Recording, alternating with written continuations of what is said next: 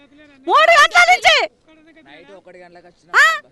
ఏం చేయాలి చెప్పులు? మాకు రక్షణ వాళ్ళు ఉన్నారు. టార్చర్ పడ్డాము. నైట్ 3 గంటలు కాదు, 9 గంటల నుంచి ఇప్పుడు ఎంత 10 గంటలు 11 గంటలు 12 గంటలు అయింది. 12 గంటల జర్నీ అయింది. చాలా టార్చర్ బస్సులో. అన్న మేము వరంగల్ నుండి వచ్చినాం. మేము రాత్రి 9 గంటలకు వెళ్ళినాం. ఇప్పుడు 9 గంటలకు దిగినాం. 12 గంటలతో అన్నా మాది.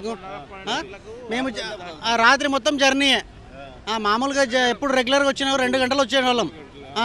ఇప్పుడు 2 + 10 12 గంటలు పట్టింది.